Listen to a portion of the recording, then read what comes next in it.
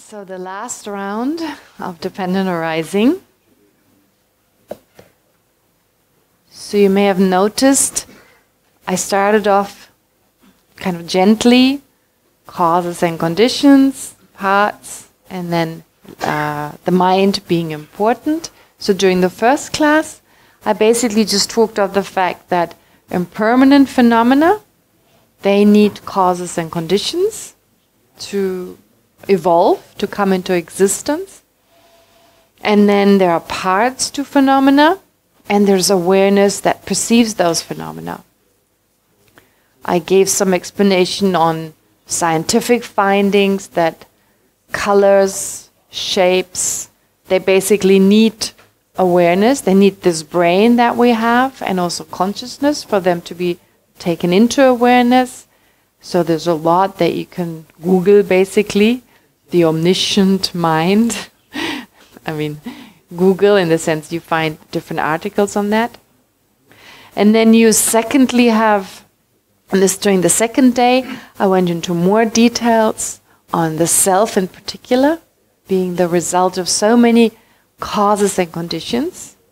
So in terms of afflictive emotions such as arrogance, it doesn't really hold, because it's not like we have all these great qualities without dependence on other factors, in particular without dependence on other people. So feeling full of ourselves actually doesn't make sense. And the fact that things change, that means we change and other people change. So to be attached to a person who's actually changing is like holding on to quicksand, right? Trying to hold on to sand that just kind of pours through your hands. There's nothing to hold on. And also from the point of view of holding a grudge, being still angry with someone who said something in the past. Again, since we're always changing, since we're the result of causes and conditions, and we're always changing due to different causes and conditions, therefore other people do too, and there's no grudge as such to hold on to. Secondly, with regard to parts, we may very strongly identify with our body, for instance, having a certain shape. And again, we are not our body. Our body is a part of us, but there's so much more to us. There's also our mind. And there are different types of awareness. So we may not be so good at one thing, but we may be very good at something else.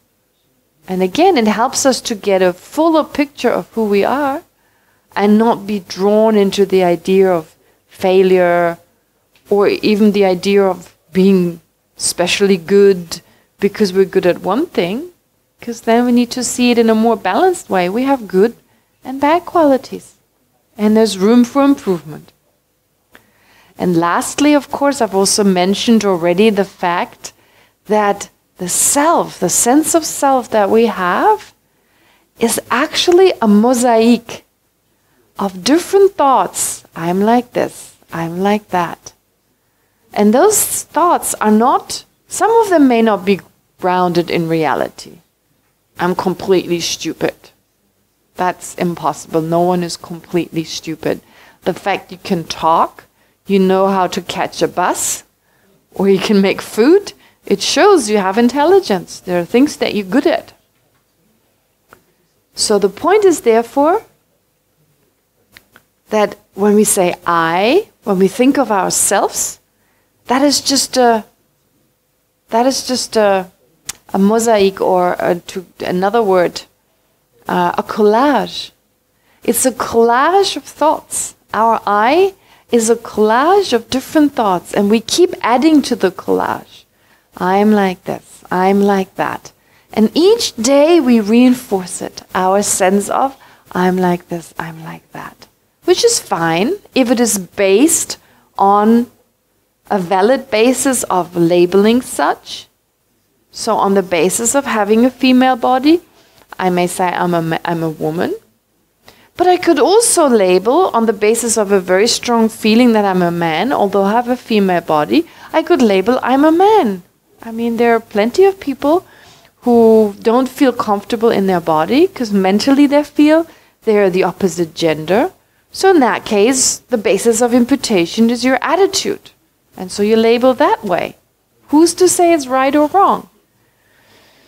So basically, therefore, there's a basis on which we say, I'm Singaporean, I'm American, I'm a man, I'm a woman, I'm ordained, or I'm a lay person, etc., etc. I'm good at this thing, I'm not so good at that, I get angry, I'm loving, and so forth. So it's a collage. I used the word mosaic, I should have used the word collage. It's really, we create a collage of who we are. This is why in Buddhism, you have practices such as Tantra, where you add to the collage, I'm a Buddha. Right? And that helps you to reach that state quicker. If you visualize yourself already to be this. So you add basically by letting go of our ordinary perceptions, understanding that the mind doesn't exist, or ourselves as a person, we don't exist as solidly as it seems. We let go of the old collages and generate the collage of a Buddha. That is the freedom of our mind. We can do that because we label phenomena, and therefore Tantra actually makes sense. Right? Tantra is just a technique where you visualize yourself already being a Buddha, because our sense of self is basically a collage. Okay? So I find that way of looking at it quite helpful. My sense of self is a collage of different thoughts. And I can therefore use techniques such as Tantra, where I dissolve into emptiness, and now I let go of my ordinary sense of who I am. And it makes sense because we have this very clear mind. We have this pure mind that is right now just covered with all sorts of misperceptions. But we have all the ingredients to become a Buddha. It's already all there. We just need to uncover it. So we're not unrealistic when we visualize all the collage of ordinary thoughts we have about ourselves. We let it go.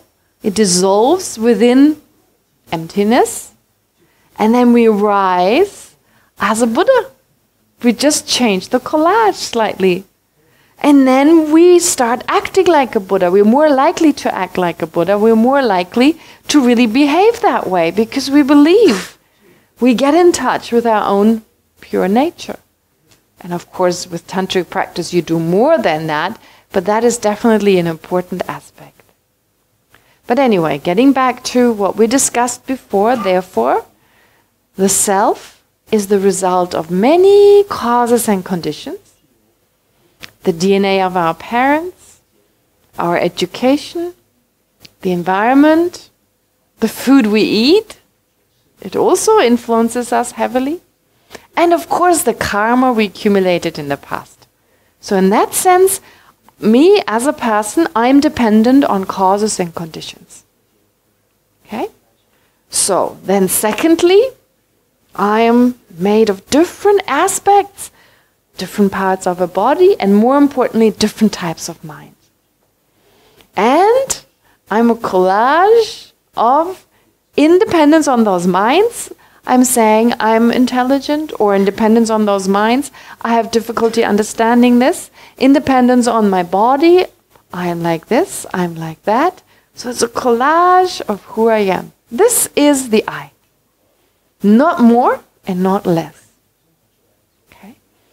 So this is what we discussed basically on the second day.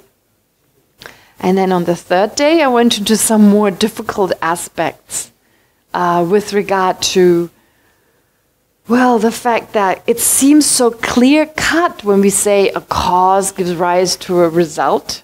You remember? I gave you that example. Talk about causes and effects. When we speak of causes and effects, a very important part of Buddhist ideas, okay, very much is, a lot of it is based on cause and effect. So understanding karma helps us to understand cause and effect. But actually, what I said earlier on, our ordinary sense of reality, I said that yesterday. Our usual sense of reality is very clear cut. It's like this, it's like that. So things seem to be in and of themselves good or bad, etc. And when we start learning about Buddhism, so as I said earlier on, ordinarily we have a sense that things are very solid and concrete. But if we check, actually they're not found to be that solid and concrete. Oh, let me just remind you of this beautiful example of Geshe Kelsang, for those of you who are not here. I keep repeating it, but I think it's so potent. We have a sense of what is good and what is bad, right? So, as Geshe said, the Buddha is bad. Suffering is good. Anger is good. Love is bad. Because it harms. The Buddha harms. The Buddha harms suffering. The Buddha love harms suffering. So therefore, the way we use these words is just relative in relation to something. We say it is good or bad. Since we want happiness, and since the Buddha benefits happiness, we say the Buddha is good. Just because we want happiness. Remember I gave you the example, if we wanted suffering, we would have to say the Buddha is bad. We would have to say anger is good, because it gives us suffering. But since the thing we don't want, which is suffering, therefore it's the other way around. But there's no intrinsic good or bad. It's only in relation to harming something versus benefiting something else. And then it depends on what it harms and what it benefits, in dependence on our wishes. Right? So, but it still seems that when we turn to Dharma, okay, so the self doesn't exist inherently. Okay. The table doesn't, and my car doesn't either. But the Buddha does.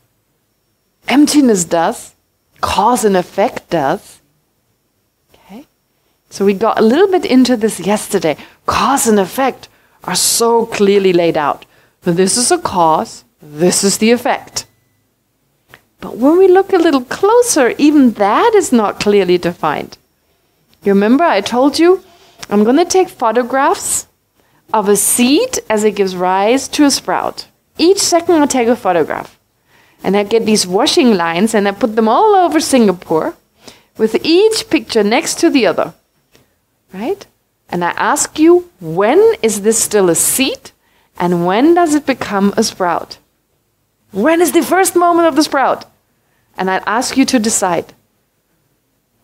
If it was inherently a seed first and then a sprout, some of you would be right and others would be wrong. Because there would be a definite answer. Because it's not dependent on me calling a seed or a sprout. It would be one in and of itself. But we're all aware, if we stand in front of those photographs, oh, is it this one? Is it that one? How green does it have to be? How big does just visualize this from a seed to a sprout. Can't be found. There's nothing solidly to be found. And then when you go into the first chapter of the Mula Madhyamika Karika, I'm holding up the translation by Geshe Dorje Damdul, it's really difficult. It's really difficult. The first chapter is the hardest. This is Sanskrit style. This is Nalanda style. It's not always like that, but many of the Indian texts, they start with the most difficult part in the beginning, and then it's difficult, and then you read the whole book, and it's all explained, and then you can go back to the first chapter and go, oh, now I know. Okay? So this first chapter is really difficult. It's not true for every text. Some texts don't start with the hardest idea, but many of the Indian texts do. And with this one I've noticed in particular, with the Mula Madhyamika Karika, the beginning of each chapter is always harder, most of the time harder, and the first chapter is also really difficult. But His Holiness usually teaches us in the way in which he takes some chapter first and others later. So in 2014, if you're interested in learning about this, you can find it online. His Holiness taught this book to a group, I believe Taiwanese. So you have the English translation, you have the Chinese translation, you have it, okay. And during that time, he taught first chapter 26, then 18, then 23, 24, 22, and 1. 1 at the end. Okay? So never mind, you didn't get the order right now. Actually, in this text, 23 is not in this one, I believe. But then I think Geshe he added 25. And the order is still the order 1, and then 18, and then 22, and so forth. So it's slightly different. But anyway, if you're interested, because the whole text takes some time, but start off with those teachings. Because the most extensive teachings on emptiness you find in this text. And the most extensive commentaries you find are commentaries on this text, on the fundamental wisdom, or the Mula Madhyamika Karika by Nagarjuna. To this day, I guess it's really the most extensive one, and every explanation is based on it. So remember yesterday I talked about the analysis, I and aggregates, how do they relate? It was in chapter, what was it? 18? No, 22, that's right. It was page 112, yeah. Chapter 22, the very first verse, the very difficult verse, where it's basically saying the person is neither the aggregates nor different from the aggregates. Yeah, and then the aggregates are not in the person or not dependent on the person, nor is the aggregates are not in the the aggregates are not in the person, nor is the person in the aggregates, and the person does not possess the aggregates. Okay, so this is the fivefold reasoning explained by Nagarjuna. If you take a car, just take a car. Where is the car? Within its parts. It seems to be so clearly laid out. So clearly a car, beautiful car. But then is the car one with its parts? Different from the parts? Is the car in the parts that is dependent on the parts? Or are the parts in the car that is dependent on the car? Or does the car possess its parts? Okay, this is the fivefold analysis. Here it's the second and the third point, it says in them. Sometimes it says dependent on. I guess it is slightly different, so you can think of it in a slightly different way. But you basically analyze, what is this car? My car, right? It's my car. It's so useful. It's such a nice car. But is it all of its parts? Is it is it one with the parts or different? Yeah? So you do this analysis. If it were one, I only have one car, but I have many parts. That's a problem. So if it's different, well, then it's like you have a car over here, you have parts, so you could actually take away all the parts and you still have a car. That also doesn't work. If the car depends on the parts, then they're still separate, right? If something depends on something else, it has to be separate. That wouldn't work. And the parts depend on the car. Again, it's something separate. And if the car possesses the parts, again, that's like separate. That doesn't work because like I possess a house, I'm over here, there's a house. That wouldn't work. So it can't be any of those, right? So is the car all the parts? That's the one that we usually choose. Oh yeah, the car is the collection of the parts. It's the collection. But then if one part breaks, I say the car breaks. So the tire breaks, I say the car is broken down. Or the engine breaks down, I say the car is broken down. Right? That's okay, the car is broken down. But then because the car is all the parts, and all the parts have to be broken, I say the car is all the parts. It is the collection. And so everything I do with the car, I have to do with all the parts. I cannot sit in the car, because I would have to sit in all the parts. I cannot sit in the tire, right? So again, that doesn't make sense. I cannot sit in I sit in the car. But if the car is all the parts, I have to sit in all the parts. So you sit in the tire, you sit in the back seat, you sit in the front seat. You have to sit on all the seats, right? Because you sit on all the parts, in all the parts, or on all the parts. Right? Does that make sense? If it is the collection. That's the reasoning that Chandrakirti adds. So the 5 that I already mentioned, Chandrakirti also says, well, the car is not all the parts. It's not the collection of the parts. And it's also not the special shape of the car.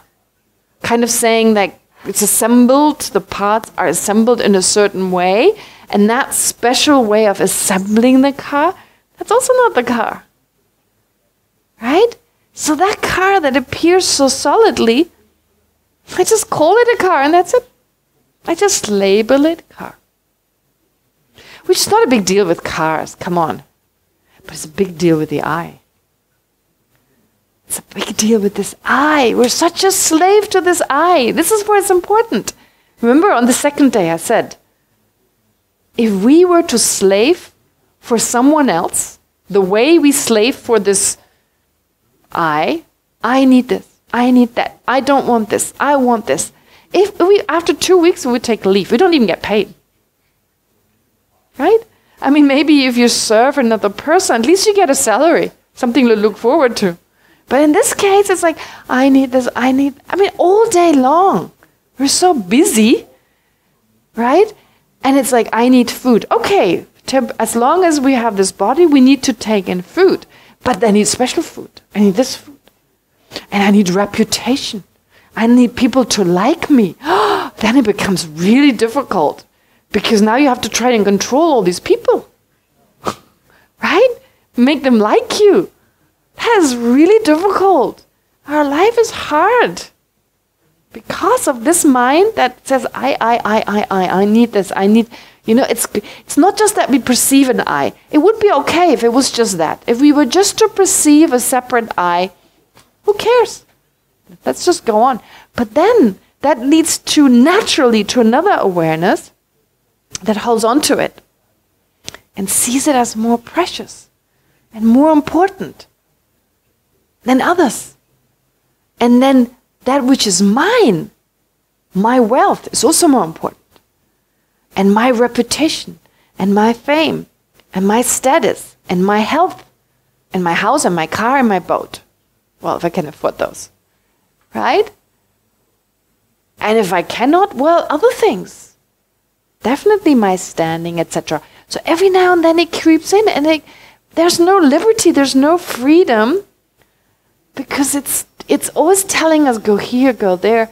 I mean, we actually have this Buddha mind, we have this pure mind, and it's because we have the basic misperception that, once you have this cause, the other resultant states, such as self-grasping, self-cherishing, they come automatically. And that's why we have no freedom. That's why we have no freedom. Real freedom is absence of that. Without something always telling me I need this and I need that. Even when we're happy, there's always an impending sense of worry, of losing that happiness. Right? When I have a happy state, I want more of it. I want it to continue. Okay? So when I have it, I'm afraid of losing it. When I don't have it, I'm afraid I'm unhappy because I don't have it. And when everything is right, for a few seconds I can enjoy it, but then because the self-grasping is always there, then that enjoyment sooner or later turns into suffering. It cannot last. So it's just these small moments of the absence of a worse problem, and then something else comes in. So this is why we talk of contamination. Our actions, all our actions are what's called contaminated because they're all influenced by that misperception. Even our positive actions are contaminated by that misperception. So Tara and I, we talked about it today. And we talked about, this example of, let's say you have the best ingredients to make a wonderful cake. But one egg is rotten. The ingredient is best quality, organic and everything. And you need 8 eggs and 1 is rotten. It's still going to be okay cake, except it's going to be contaminated, stained by that one. So it's that state of mind that we have that exaggerating state of mind that exaggerates the existence of the I, and then it influences all our other actions so that they're never pure, they're always influenced, and they keep us within this existence. An existence that is determined by our self-grasping, but it's determined by our misperception of the I and all other phenomena, of course. Right? And there cannot be any true freedom because of that. Does that make sense? So therefore, that's why we need to remove it. And any Buddhist practice is all about that. All Buddhist practices. So if you ask me, why do we recite mantras? Yesterday the question came up. If Buddhism is so scientific, why do we do mantra recitation? Why prostrations? Why are there oracles? Why? It's all a method to overcoming the misperception of reality in one way or another. Directly or indirectly. It's all that. Even the practice of compassion. Actually, compassion will be the purest when we have understood that the self doesn't exist as solidly and as inherently as it seems, or doesn't exist solidly and inherently. So once we can let go of that, once we can get rid of that misperception, there's no longer any grasping at the self, there's no self-cherishing, we're free. We don't have to worry about the self. Then we can fully focus on others, because they're not free yet. They're in the same predicament that we are in right now. They feel they're still governed by this misperception. They have no freedom. They suffer so greatly. So then we can dedicate ourselves to others. Right? So this is when compassion is truly possible, when that is gone. That the thing that holds us back. The thing that holds us back, it's like holding us back. We cannot reach out fully towards others because it's like, yeah, but if I don't look after myself, who will? Right? That sense. Okay. But once you're gone, then you can totally give yourself to others and you experience such great happiness as a side effect, which you don't care about, but it's just there. But you can, even before you realize emptiness, if you practice compassion, you go through the motions. It's fake. I think it was Geshe Kelsang who gave the example. It's like trying to dance ballet with a space rocket suit. You know, like when you wear like I don't know, I'm not sure you used the word ballet dance. I guess I added it, but I think he talked about wearing a space suit and then do the nussknacker, what do you call it? Nutcracker, you know, this nutcracker. So you dance the nutcracker. Once you get rid of the misperception of reality, it comes natural, spontaneous, right? Effortlessly. But as long as we have self-grasping, our compassion will be like wearing a space suit and trying very elegantly to do the nutcracker. It will be very difficult. But it's already training the mind. It's already training the mind such that you reach out towards others and you feel, oh my God, for an hour I didn't think I, me, and mine, and I'm still there. And I'm feeling good. So it gives you the incentive to work harder in that direction, but also to see, oh, the strong sense of self is kind of gone now. How interestingly, just an hour or two of just practicing compassion, and I wasn't thinking of myself, oh my God, and I'm still there. So it gives us the confidence that actually the chair may be empty. This is what one of my classmates, he once put it that way. He's a Rinpoche, very high Rinpoche, and he once in a debate, he actually gave the reason for why compassion helps us to understand that the self actually doesn't exist the way it appears. Well, that is because you realize the chair is empty. The chair that we usually sit on, there's no one sitting there. The sense there's the self that I need to protect. If you then get up and reach out, we realize there was no one ever sitting in the first place. No inherent kind of intrinsic self, at least. Only a labeled self. Does that make sense? So this is basically the idea of dependent arising. So there's still an interdependent self, but it cannot be clearly defined, not as clearly defined as we may think. It has parts. So the causes and conditions that give rise to the self, there are parts of it, but most importantly, in the end, it is only in dependence on those parts that we label this, that, and the other. Okay? So independence on a mother, you are a daughter. Independence on a certain body or a certain way of feeling about yourself, you're a man. Independence on a passport, you're a Singaporean or American or what have you. Independence on certain thoughts, you're thinking. Descartes knew that, right? Was it cognito ergo sum? Because I think, therefore I am. I think, therefore I am. So, that's dependent arising. As I think, therefore I exist. So, because my consciousness thinks, I think. That's what it is, right? So, since I think, therefore I exist. It's as simple as that. I mean, the great French philosopher, I can't say it correctly, Descartes. So, because he realized dependent arising, okay, or he had a sense of it at least. So, therefore, what I'm saying is, basically, that's who we are. We just label this, that, and the other, and you cannot find a mother inside, something inherent there, something inherent a woman, something inherent a daughter. It is only labeled in relation to something other. Does that make sense?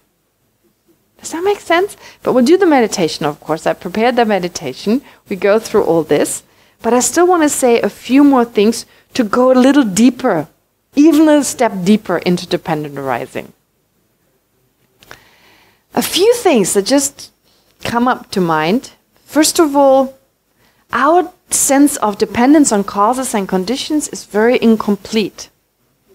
It's quite incomplete. Because we don't realize how many causes and conditions are needed for every result. We just don't realize that.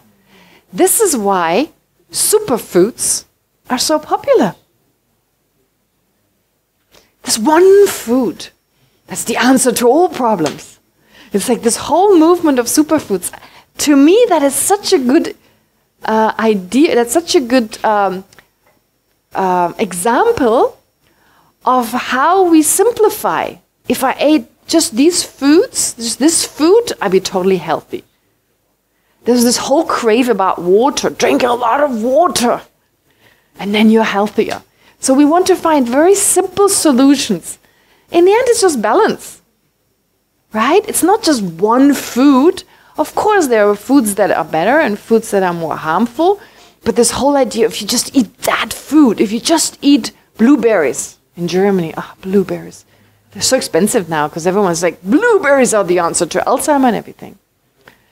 So people eat, but of course that's one-sided. We need other fruits too, so many causes and conditions. So the same, people always ask me about Dharma practice. What is the best Dharma practice? Just one, right? Keep it simple, just do one. I mean, that would be like a farmer telling a farmer, all you need is soil. I mean, a farmer knows so much you need, so many causes and conditions. And usually in our day-to-day life, we know we need a lot of causes and conditions. If you have a household, if you run a household, it's not enough to just have one dish towel. Right? You need many things, and we're aware of that. It's complicated. So is Dharma practice. We want it very simple. What is the best practice? They always ask His Holiness this question. What is the best practice? And yes, His Holiness says love and compassion. Yes, true. But many causes and conditions, that includes many different practices. Right? That's why you have the entire Lam Rim. So Buddhist practice really, in the end, it comes down to, especially the Mahayana teachings, of finding happiness. Of finding real happiness. And you do so by generating concern for other sentient beings. That is the only way to true happiness. But since we're doing the opposite right now, we need a lot of causes and conditions and more causes and conditions to bring forth a result. So it's really complicated, and it shows these questions and our striving for superfoods and just filling our shelf just with that superfood, right? That shows we need much more balance. We need much more variety, because our mind and our body is very, full of variety. It's very complicated. It's very complex. So we need a lot of different things. Okay. I just had this thought this morning about superfoods. How there's this crave for that, and super practice. The best Dharma practice. Okay. But then going a little bit more again into the details on cause and effect, it's really, really difficult. And you see, I said earlier on, when we go into Dharma practice, we cannot help it. We let go of we loosen our sense of the inherent existence, maybe of the table, and maybe also a little bit of the self, but then karma is truly existent, or cause and effect are truly existent. So we just shift our focus. Our misperception is now focused on something else. This is why in this first chapter, Nagarjuna, he analyzes causes and results. It's really not easy. It's really not easy, but it's very helpful. So when you have a cause, actually what the highest philosophical school, and therefore Nagarjuna's explanation says, is that a cause is dependent on a result, and a result is dependent on a cause. They're mutually dependent. This is quite unique. Usually we think the result depends on the cause. We just think of it from the material point of view. Yeah, if you don't have the cause, you can't have the result. But the Prasangika says it's both ways. If you take a seed and a sprout is only a seed. A sprout is only a sprout in relation to growing out of a seed. And a seed is only a seed in relation to the sprout it gives rise to. Right? And if it is a barley seed, it is in relation to its result, that it is a barley seed. And if it's an apple seed, it's in relation to the apple that comes later, then now I call it an apple seed. Right? And so when in the first chapter it investigates that analysis, like you have a seed now and you have a result, a sprout later. So the cause is only a cause because it gives rise to a result. But the result doesn't exist at the time of the cause.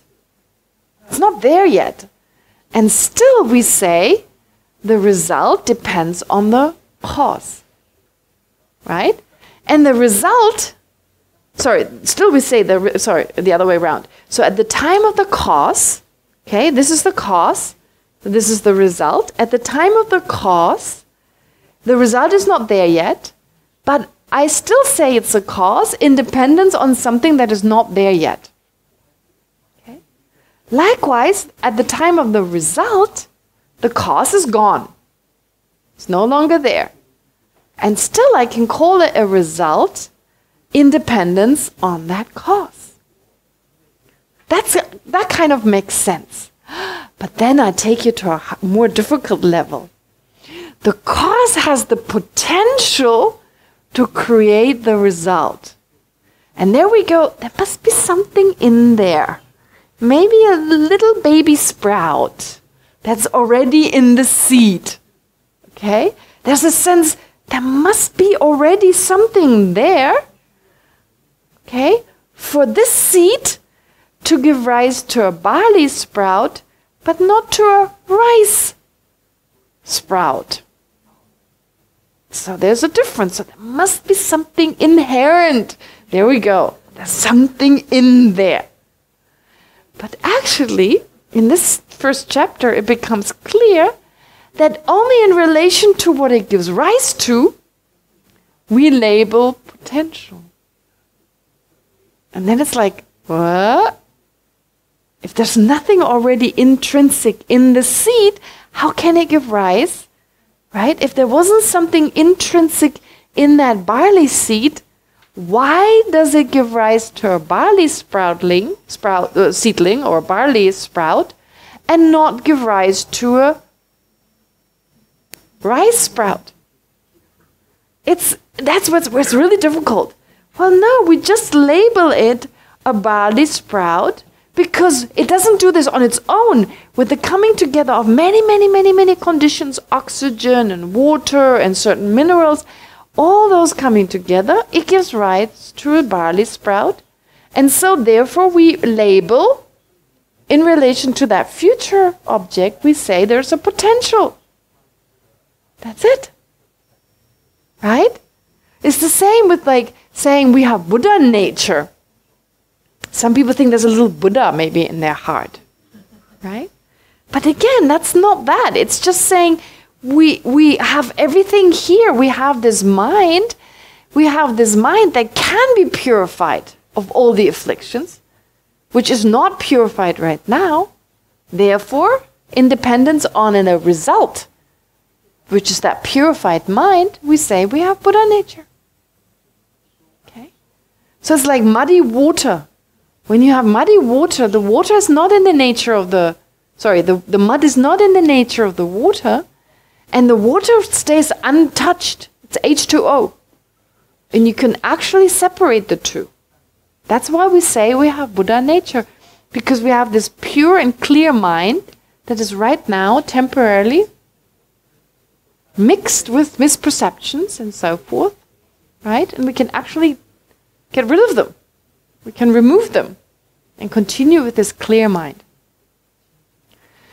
And a question that people often ask me just came to mind. They say, if we have this contaminated mind right now, it's totally contaminated. It's all like muddy, and it's like we don't have any real sense of what reality refers to. How can this contaminated mind transform into a mind of a Buddha? Right? How can you go from total contamination? If I had another mind, I could kind of implant, I take a little bit of a Buddha's mind, add that to my mind, then I can get a sense, I just make that mind of the Buddha grow, and the other one, I just allow that to or I just throw it away. But we're with like totally polluted, misperceiving reality. If we don't actively misperceive how phenomena exist, at least it appears to us, how can that mind actually become the mind of a Buddha? That's the same as saying, how can you use this body that is not flexible at all through yogic practice, through yoga or any kind of other gymnastic, make it flexible? You can, right? I mean, right now, it's kind of difficult to kind of move certain ways, it makes funny sounds when I go up a staircase or whatever, right? I'm totally stiff. But this very body, I can actually use that same body to make it flexible, to change it into a body that has all these abilities. I'm not surprised about that. A stiff body can be used to become very flexible. So likewise, a mind that is right now contaminated can be transformed, can be changed to a mind that's more flexible, right?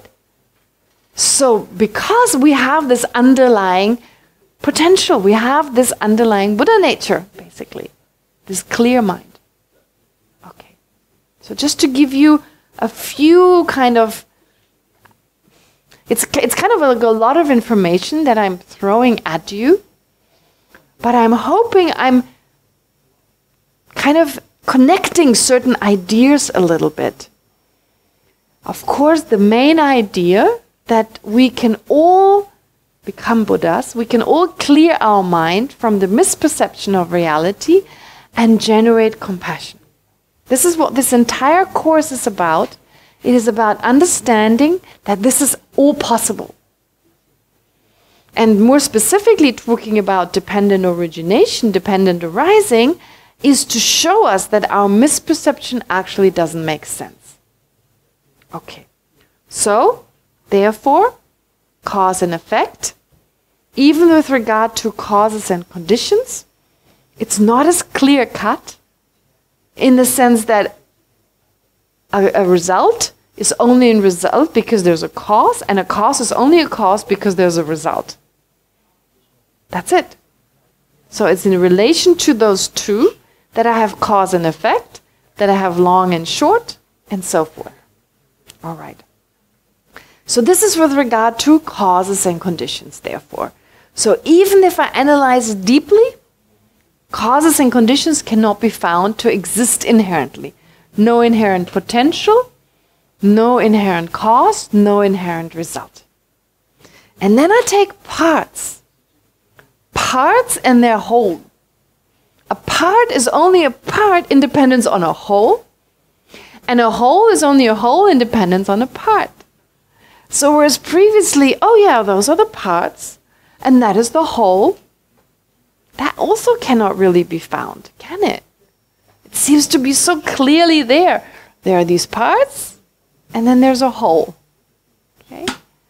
But if you think, the parts of a car, right? It seems to so be truly there. There's a car, and there are its parts. But then you look for the car, and you don't find anything really there.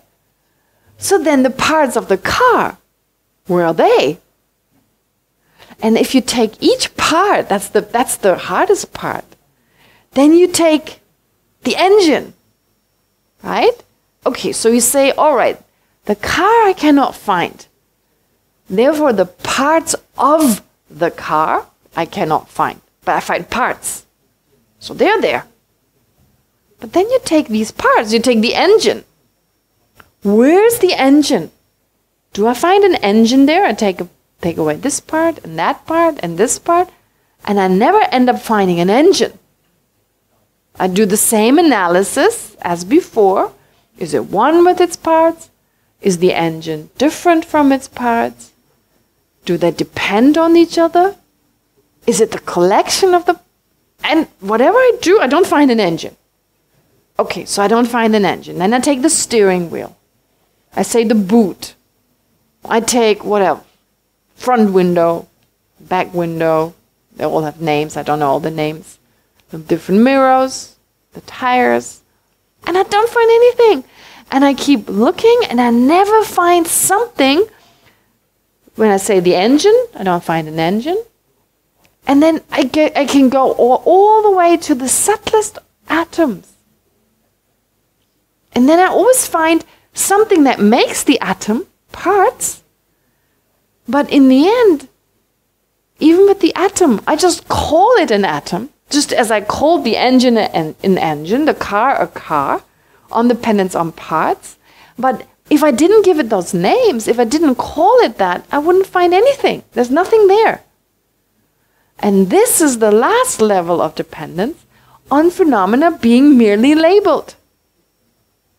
A whole is a whole in dependence on parts. A part is a part in dependence on the whole.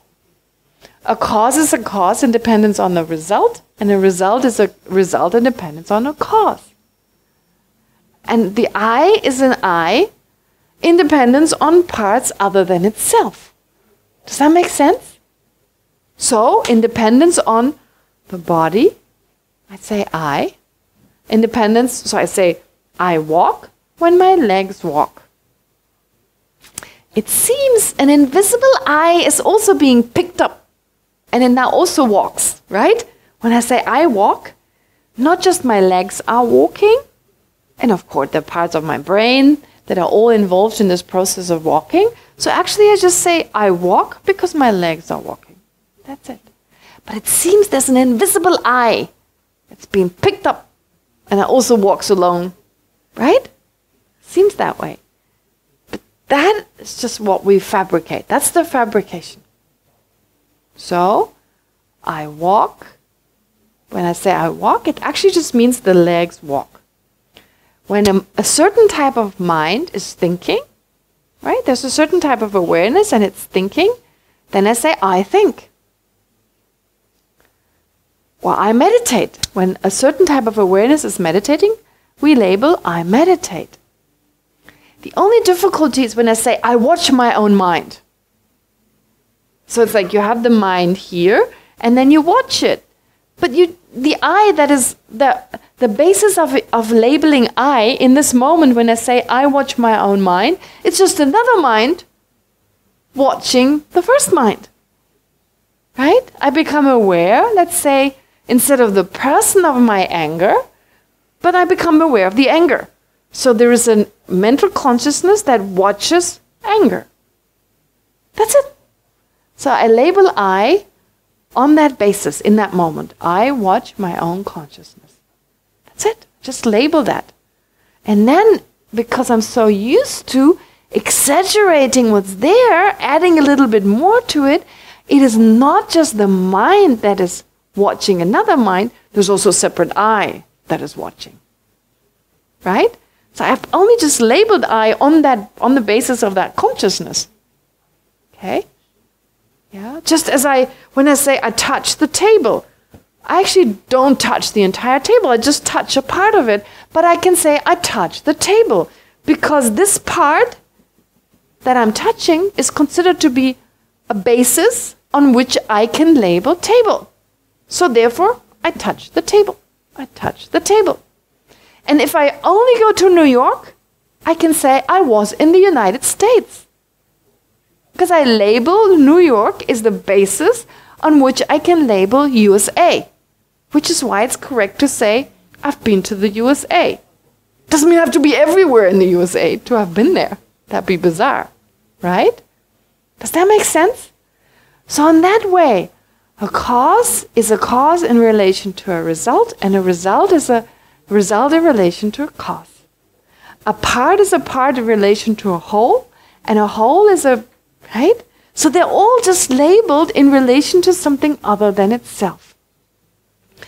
And the I is also just labeled in relation to something other than itself.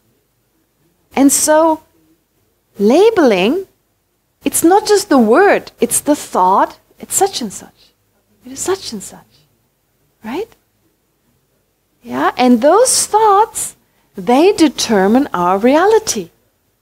So the way we use certain ideas, that determines, and remember I read you this article on the second day, I think it was on the second day I read you this article about linguistics, how actually the language we use determines the way we think. Remember the example of the Aborigines who think in cardinal directions? Yeah? Instead of saying I go this way, I go to town, they say I go south-southwest in middle direction. So, or you have an ant on your southwest leg. So you always need to know where the directions are. So your language determines how you think. But it goes further than that. So us, it seems, we all see the same reality and we just use different words. No, it's because we use different words. Because we have certain ideas about reality, therefore things exist. So that's what it means. Things are merely labeled. What labels is our conceptual mind.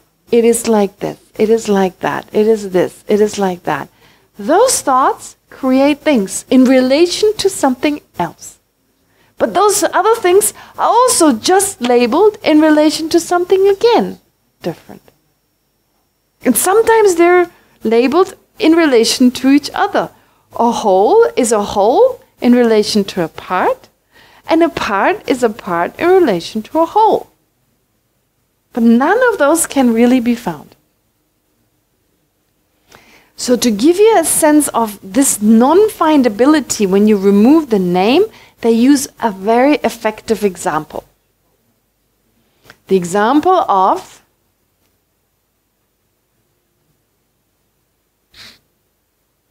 snake and a rope. Right? The snake and the rope. Okay? So, visualize a snake. No, visualize a rope. I don't think you need to visualize a rope nowadays, actually. I think you have these plastic snakes.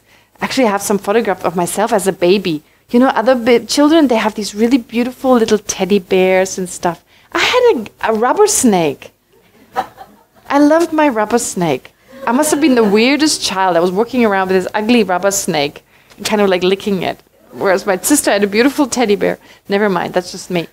But the point is, if you take like a rubber snake, or the example they give of like a rope that is speckled, that looks like a body of a snake, and you have it in a dark place and it's coiled. It's a coiled speckled rope in a dark place, so it's not clearly apparent that it's just a rope. Visualize that scenario, maybe in your garage. And if you come from Australia or from a country where you have a lot of poisonous snakes, I don't know, India, another example, I don't know whether you have poisonous snakes in Singapore.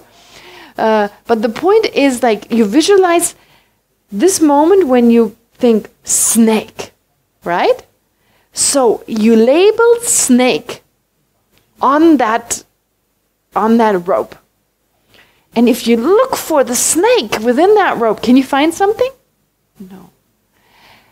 But even if you had an actual snake, which can be conventionally called a snake, if you look among the parts, can you find a snake? No. In that sense, they're similar. Whether you take the fake snake or the real snake, in both cases, they're different in one way. That's obvious, it's different, and I'll go into the difference. But what they have in common is the fact that if you look for some snakiness within the fake snake, in the same way as you won't find that, you also won't find it with the real snake. That snake you won't find. But we still differentiate between the two, because the real snake, we have decided to call it a snake in dependence on a certain function it performs due to the parts it is made of. In dependence on that, we say it is a snake. Whereas the fake snake, the rope, does not perform those functions, so conventionally we wouldn't call it a snake.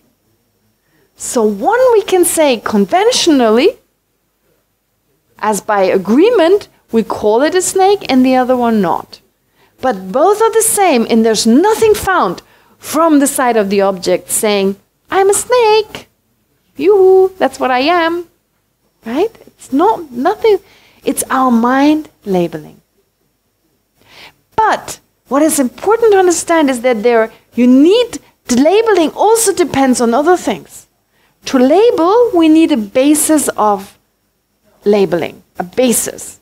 So you label snake only on the parts that we call the snake parts, right? The head, the real body, the ability to bite, all that. On the basis of that, we label snake. So you don't label snake on everything.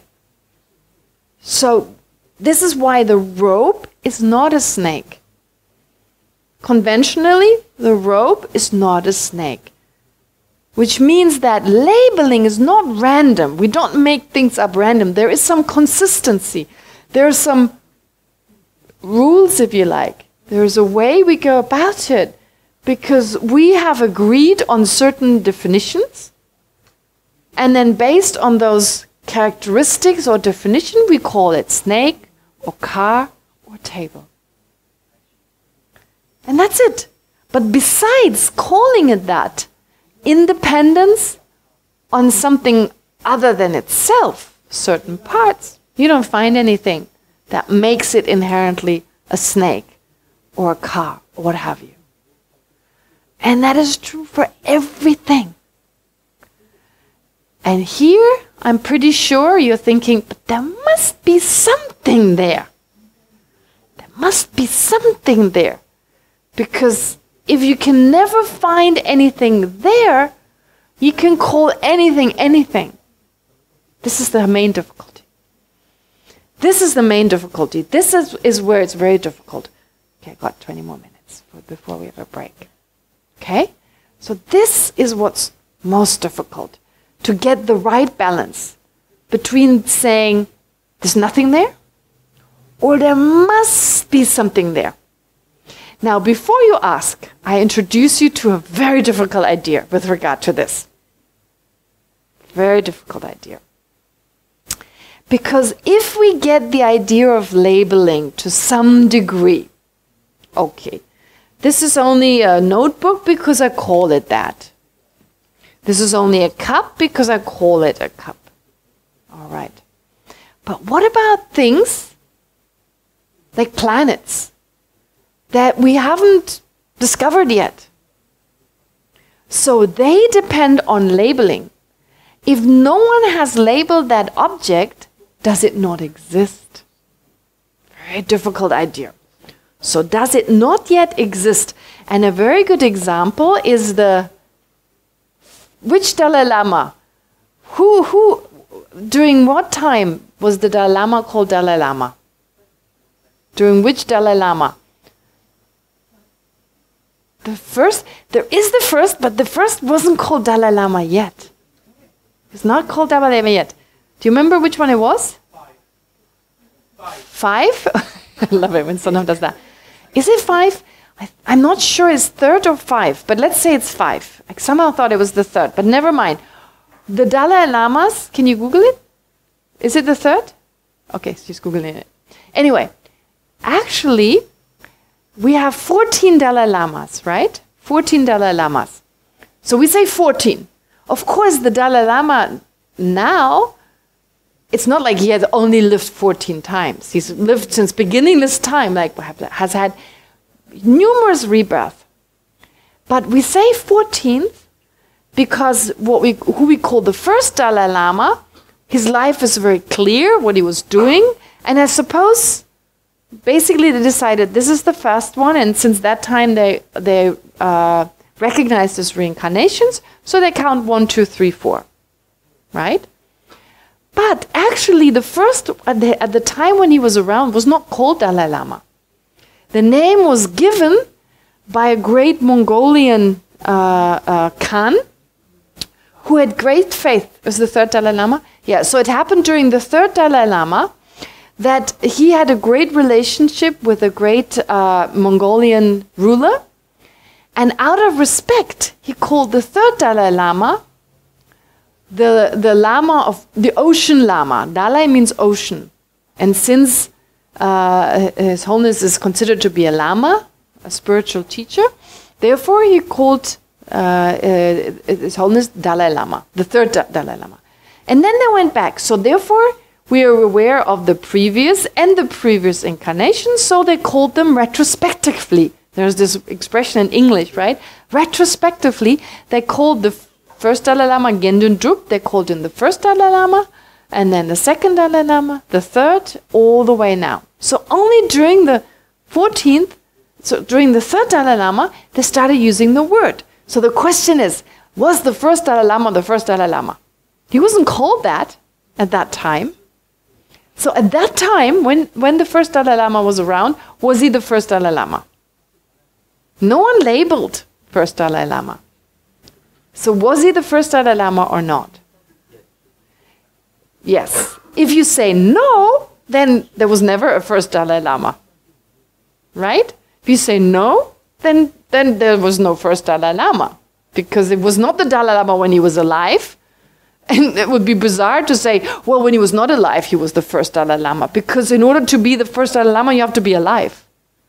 So you can only say that during the time of Gyalwa Gendun Drup, as he was known, during the time of Gyalwa Gendun Drup, he was the first Dalai Lama. He just wasn't called it that yet. Okay. So that seems a little difficult. So he is already the Dalai Lama, but he has not been labeled as such. So is that sufficient to call him the Dalai Lama? So we have a sense, if our mind labels car, or if some mind, doesn't have to be my own mind, but if some mind labels car and house and so forth, that's why is a house, or labels I, right? If it's independence on the mind labeling I, Well, the I only exists because I label it. So the first Dalai Lama only exists because he's labeled as first Dalai Lama. But of course, as Gyalwa Gyen Drup, as person and so forth, already labeled before, but as Dalai Lama later on. So is he the Dalai Lama at that time? And it kind of seems, no. I have to do this at the same time. If I label later, how can it be that object? And that is said to be sufficient. Right? Is there anyone who finds that idea difficult, that you don't label at the time of the object? You find that difficult? Okay. Anyone else who struggles with that? This idea of like, you can label it before it comes into existence, or you can label it far later and it still is the planet Saturn, these different planets, which maybe no sentient being ever perceived. No one labeled them, let's assume, don't know. And only much later, they were labeled as planet, as a physical object. And still they were already a physical object at that time. But they're merely labeled. They have no existence in and of themselves. Is that difficult? No? Pardon? Green? Brain hang. Oh, okay, frozen. Okay, well, actually, if we go back to this original idea of cause and effect, at the time of the cause, the effect doesn't exist. And still, in relation to a later effect, I say it's a cause. Right? So there we don't have a problem. We say, during the time of the seed, there is no sprout. So there's not yet a result there. And still, I don't have a problem saying it's a cause right now. But that which makes it, which is responsible, in dependence on which it actually becomes a cause, doesn't exist yet. Right? And then when you have the result, the sprout, then you say it's a result. But it's only a result in dependence on a cause. But at that time, there is no cause yet. Or no longer. The cause is long gone. And still I say, one is a cause and one is a result. The seed is the same thing. Why do I call it an apple seed? At the time of the apple seed, there is no apple. At the time of the apple, that which gave rise to it, new apple seeds, yes. But that apple seed is no longer there. And I still say, at the time of the apple, it arose from its seed. And they depend on each other. But one is not there during that time. So actually, it's not such a big deal, is it? They don't have to exist at the same time. So something can be called later a planet or anything, right? And still, later on, and still before it was already that, because in retrospect, we called it that. And that's its only mode of existence. If we didn't call it such, it wouldn't be that. And it wouldn't exist. If you didn't have a mind to label it, what would that be? What would it be? If you said, it's there, well, what would be there? A physical object needs to be labeled. Atoms need to be labeled. We ever said something must have been there. But what would it be? And this is really difficult. This is really hard to understand. Okay? Anyway, I think I really basically shared the most important bits about dependent arising, dependence on causes and conditions, dependence on parts, and dependence on labeling. And I've confused you. And what was Sonam's expression? Brain hang. Hang. Brain got hung somewhere, right? It's like a computer screen. Kind of frozen. Yeah. Okay. But I thought to just introduce all this to you and then catch you back, get back at you. And of course, in the meditation, hopefully, it all comes together again. But just to say it one more time, it is basically just saying our sense of I, and others And this is like good, and this is bad, and all this. This is all just a creation of the mind. In other words, it's just a collage of different thoughts. And if we analyze this, independence on dependent arising, if we take dependent arising, how phenomena arise due to causes and conditions, how that they exist just because they're parts, and most importantly, because they're labeled. Then we can get a sense that the I that seemed previously so strongly to be there actually is not there. And there's nothing to worry about. There's no reputation of an I to worry about. There's no wealth. There's no pain. There's nothing, the pain of an I. Because now we realize it just can't be found. And that's what Buddhism talks of as freedom. Liberation is that. Liberation is that. So if we don't, as long as we have that sense of an I, even we live in the freest country in the whole world, we'll not be free. If we can let go of the sense of an I, we live in prison, in some horrible Siberian, I don't know, Russian prison, what have you, we'd be so happy and we'd be so free. So real liberty comes from within. And all of Buddhist practice is just about that. All the different practices, they're all techniques, methods and means to realize that. And if you want to summarize Buddhist practice, it's about removing that misperception and all the resulting misperceptions that come from that, and moreover the afflictive emotions such as anger, hatred, etc. And to give rise instead to our actual nature of being loving and kind and compassionate. Right? Those are the emotions our mind naturally feels good when feeling, and those should actually be there. Okay? All right. So maybe you have time, we have lots of questions here. We have a little bit, 10 minutes before the break. So I've already been asked 2 questions before class started. So I have these questions here. I don't know whether they overlap, those are the same or not. So one question was with regard to what does the Buddha perceive, what does an Arhat perceive? What was the first question, remind me? The Arhat, what does the Buddha... That was the second question, yeah. What was the first question you asked?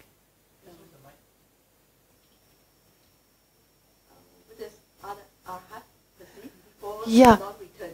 This was all this. That was all part of the second question. Yes. What was the very first question you asked me? At least we don't remember. What was the other question? Meditation? There was questions on meditations. Right. When there's meditations, there's that's right. different That was yeah. virtuous Okay, that was actually the second question. Sorry, I confused you. All right. So the first question was then, therefore, what does a Buddha perceive? What does an Arhat perceive? Yeah, that's an important question. It's an important question, and we learn about this. And it's actually a little bit absurd to learn about it. It's like for a 5-year-old child trying to understand what a professor understands. Do you get what I'm saying? So in a way, our mind right now, we're trying to understand what a professor knows, or a Nobel Peace Prize laureate who's extremely bright and clever, and we're just 5 years old. So with our limited perception, it's very difficult to fully grasp what a liberated person or a Buddha perceives. There's a difference between an Arhat or a liberated person and even better, a Buddha. Okay? So we won't be able to fully understand it, just as a 5-year-old will not be able to understand fully what a professor knows, even what their teachers know, because they don't have that capacity yet. But to make it simple, right now as ordinary beings, we have this basic misperception, wrongly perceiving the self to exist inherently and independently And then that gives rise to our exaggerated sense of a more important self, being ourselves more important, etc. So an arhat is free from that misperception. Gone. No longer a wrong perception. So an arhat knows that phenomena are just labeled, are just imputed, realizes the emptiness of phenomena, but is not able to realize that phenomena lack inherent existence, and at the same time perceives that phenomena in its as being conventionally existent. So that's a little bit complicated. This cup lacks inherent existence.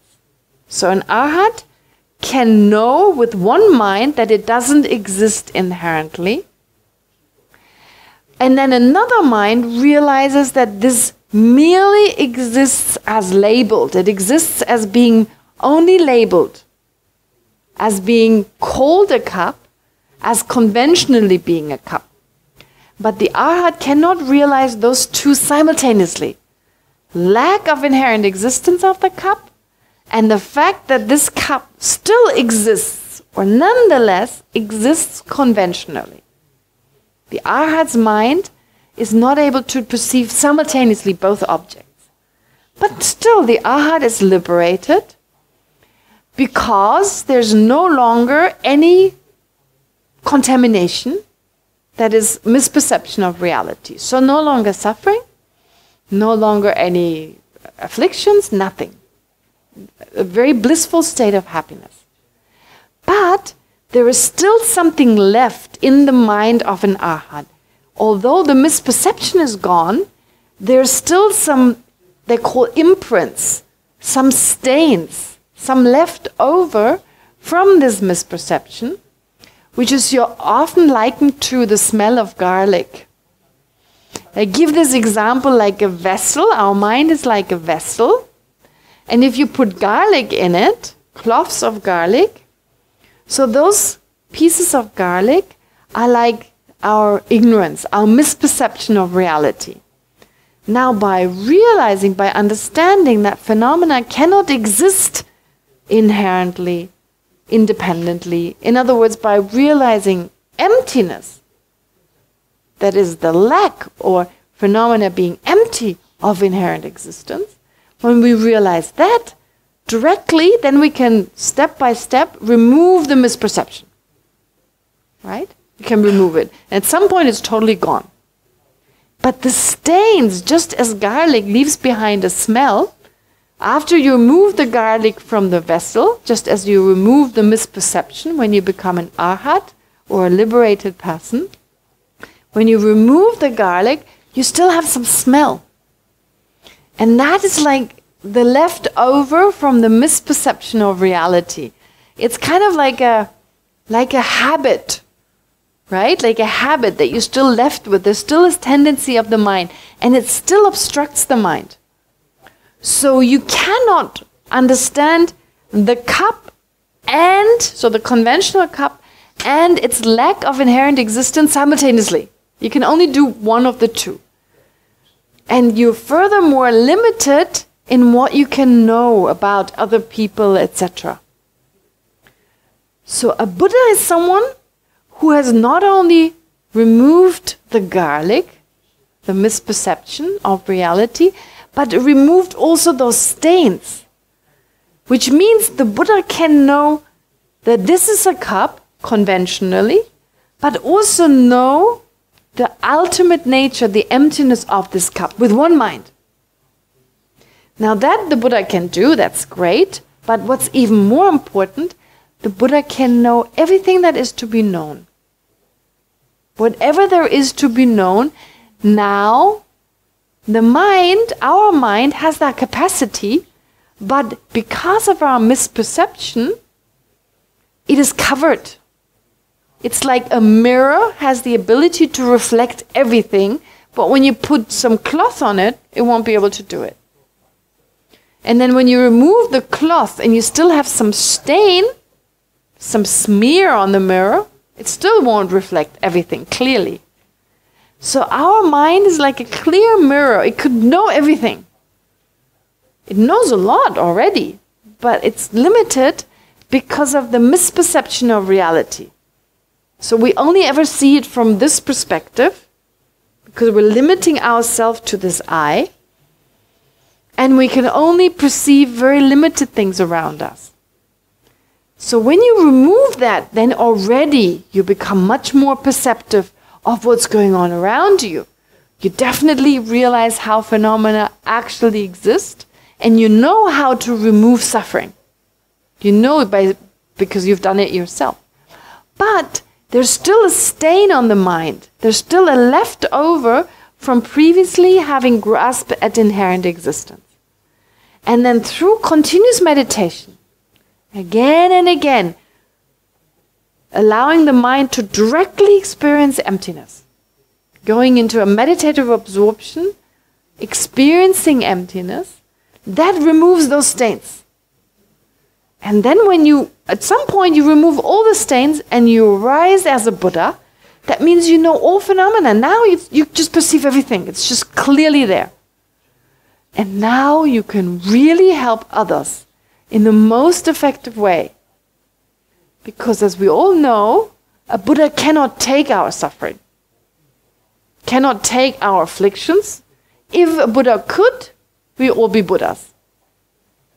So a Buddha is omniscient but not omnipotent. Cannot take away our suffering. We have to take it away ourselves. But a Buddha can tell us the best way to do it, according to our own mind, my own psychological makeup, if you like, my own psyche. This is what I need. This is my main affliction. This is what I need to work with. So a Buddha could tell me, do this, this, this, and this. That's the fastest for you to become enlightened. And if I listen, and if I do it, I would become enlightened in the quickest possible way. So you need two things. You need a Lama, you need a Buddha who teaches you, and you need to do it. So I believe there are Buddhas around us, omniscient Buddhas. But if they were to show their grandness, first of all, we wouldn't see it, and we'd be overwhelmed. So how do you talk to a 5-year-old one? Oi, come here. Let's play, and they like that when you talk to them like that, right? You talk to them the way they like it. So you put yourself on their level. You talk simpler, okay? Are you happy? Do you want some food? I'm exaggerating a little bit, but we put ourselves on the level of a child, then the child can relate to us. If we give them some sophisticated speech about the importance of energy preservation, they're just going to turn around and right? So the lamas, they do the same. His Holiness the Dalai Lama, the word pretend is not a nice word, but he pretends to just be an ordinary person, puts himself on our level, right? And then we can relate to him. And if he tells us he gets angry every now and then, we go, oh, he's just like me. That's nice. I can relate to this person. Of course, in some part of our mind thinks, nah. But another part, we can relate to it. So it's again like an adult relating to a child or a Buddha relating to us. Putting on this aspect of being an ordinary person while they're anything but ordinary. So I believe we have all these Buddhas and enlightened beings around us, but we just can't see it. Just as a 5-year-old one cannot perceive the qualities of a professor, and they don't manifest it in that way. In fact, they talk to us on the level that is appropriate for us in the same way as adults talk to a 5-year-old one, to teach them. Okay? And basically, to be a Buddha is the capacity, everyone has that. It's just having that awakened mind that is now driven by limitless love and compassion. Limitless in the sense that no matter who, no matter what sentient beings, their love is equally strong. And basically, working towards the benefit of other living beings. That's what it means to be a Buddha, And that is the most meaningful state there actually is. I mean, if I made you choose, do you want to, I explained to you what a Buddha means, and now you could choose, win the lottery or become a Buddha. Maybe not right away, maybe you choose the lottery for some time. But if you really understand what it means to be a Buddha, what it means to walk into a room and people just feel happier and more peaceful just in your presence, and then they have a problem and you tell them, do X, Y, and Z and you'll be all right, and you inspire them, and you mean everything to them because of their incredible spiritual level. They touch you, they touch something inside you that you didn't even know you possess, and they deeply understand you for who you are. Isn't that wonderful to be a person like that? And that's why Buddhism is so much about becoming a Buddha. Okay? But hopefully this gives a bit of an answer to this question, what does an arhat perceive, what does a Buddha perceive? And it's very simplified. There's so much more to it. Okay. And then there was another question. Oh, but we have a break first. Or should we just answer that question maybe? Yeah. Okay, then we have a break. So this question is about what happens when in meditation, one person is having a lot of vision of like negative things they're doing, right? Negativities. I think that's pretty normal that when we try to meditate, whether it's negativities that appear, or what we did yesterday, or planning the future, or being annoyed about someone making noise, our mind is just busy and it's not used to meditating. So first of all, what I usually say, there's no stupid question and there's no bad meditation. The only bad meditation is if you don't do it. If you don't meditate, that would be a bad. But doing it is always good. Focusing on the breath enhances your meditation. Trying to analyze, helps you to understand things better. And also helps you to focus on the analysis and not daydreaming and so forth. So every meditation is good if you don't overdo it, right? So, but if you do it with the right kind of measure, it's always good, even if you feel very distracted. And if you have these things like negative thoughts coming up, it's interesting. There's something coming up. So there are two ways of dealing with this. One way would be to take that as your object of meditation. Where does that come from? Right? How interesting that I have these negativities appearing to my mind. What could be the cause of it? Do I feel like doing them and I'm suppressing something and now it's coming into my face?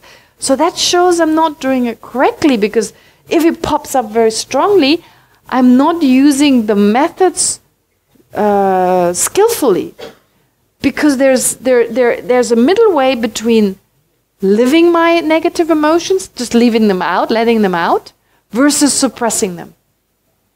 If you let out all your anger and you just allow for anger and negative actions to thrive, you make a habit out of it. And you accumulate a lot of negative karma. Negative causes to experience similar results in the future. If you suppress it, it's like a pressure cooker, right? You use pressure cookers, I'm sure you know these cookers, pressure cookers, where you seal the valve. Sooner or later it's going to explode. And again, you become really angry and you become really... So there's a middle way between not letting it out, but dealing with it effectively, just understanding this doesn't benefit me, it doesn't benefit others, so that you can naturally let go. But like having these visions may also be a type of purification, that instead of you suppressing anything, you're just purifying, so therefore you have these negative thoughts and they're kind of coming up as part of habits and so forth. So just watch them and let them go. Watch them and let them go. But in the end, you're the best person to analyze them. See it as curious. See it as entertaining. As like you become a scientist. Right? Our mind is so complex and so complicated. So if we react with anger and fear and sadness, we just keep turning the wheel of the afflictions. Instead, with openness, oh, that's interesting, with a sense of curiosity and a sense of humor. That's kind of funny. Look at my own mind, right? So in that sense, you get to know it better and you get to understand where it comes from, and you get to understand that it's impermanent. It will not always be there. And so therefore you could face it directly and work with it, or if you do another meditation, note it and let it go. For now, you deal with it at another time during a different meditation. But if you're trying to do a particular type of meditation and it disturbs you, well, then what you could do is just, okay, negative thought is there. I note it, it's there. I let it go, and I go back to the meditation. Gently, you take the mind back to your meditation, like a naughty child. Okay, I noticed you're there. Just a moment, I'll take some time. I'll deal with you a little bit later. Gently let it go. If you let it go gently, it will not come back forcefully. Right? And you just note it and let it go. Right? Like that. So gentleness, very important. Be gentle with your own mind. And just be aware, it'll be there for a while until we get rid of all the different negative actions, negative states of mind. Okay, anyway, I hope this answers this, and then we have more questions here. I look at those in the break, and you're welcome now to use the bathroom, take a break, and then we get together, do the questions, and then we do a meditation.